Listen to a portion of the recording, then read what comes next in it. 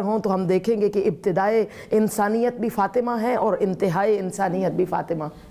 یعنی روز اول جناب سیدہ کے بارے میں جس طرح سے ہمیں روایتیں ملتی ہیں، رسول اللہ سے روایت آقا فرماتے ہیں، اور آپ نے بھی سنی ہوگی اس روایت کو، بارہا سنا ہے، جناب سیدہ کی مناقب کے باب میں رسول فرماتے ہیں کہ جب حضرت آدم کو زیور تخلیق سے آراستہ کیا گیا اور ان کی نگاہ آسمان پر پڑی تو انہوں نے دیکھا کہ ایک وسعتوں سے بھرا ایک تخت ہے جس کے پائے ان کی نگاہ کی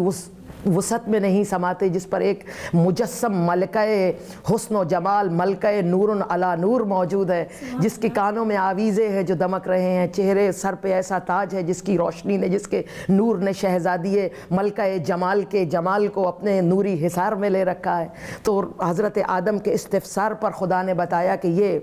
یہ فاطمہ ہیں، یہ جو تخت دیکھ رہے ہو، جس کی پنہائیاں، جن کی وسعتیں تیری آنکھوں میں نہیں سماتی ہیں آدم، یہ تخت رسالت ہے،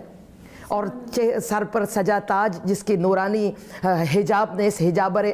اکبر الہی کو اپنی آغوش میں لے رکھا ہے، یہ کوئی اور نہیں، یہ تاج ولایت علی ابن ابی طالب ہے،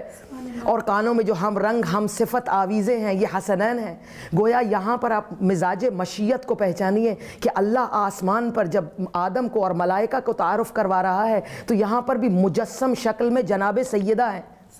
ولایتیں اور امامتیں اور نبوتیں استعاروں میں ہیں۔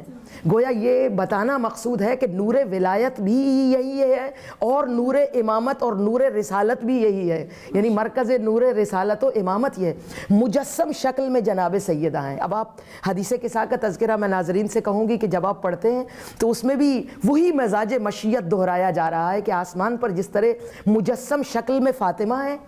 ولایتیں، رسالتیں اور امامتیں جو ہیں وہ استعاروں کی شکل میں، ایسے ہی خدا نے زمین والوں کے لیے جب تعارف فاطمہ کا ایک نیا در کھولا تو اس میں بھی اللہ نے فرمایا ہم فاطمۃ و ابوہا و بعلہا و بنوہ، رشتوں میں تقسیم کر کے رسالتوں اور نبوتوں اور امامتوں کو بی بی کو مرکز نور رسالت و ولایت و امامت بنا کر ہم فاطمۃ۔ اس کے بعد امام باقر، آپ خود عالمہ ہیں ماشاءاللہ، امام باقر کی روایت ہے روز حشر کے بارے میں، اس میں بھی یعنی آغاز بھی فاطمہ سے ہے اور انجام بھی فاطمہ کی نورانی سواری سے ہے۔ سبحان اللہ، سبحان اللہ، ماشاء اللہ۔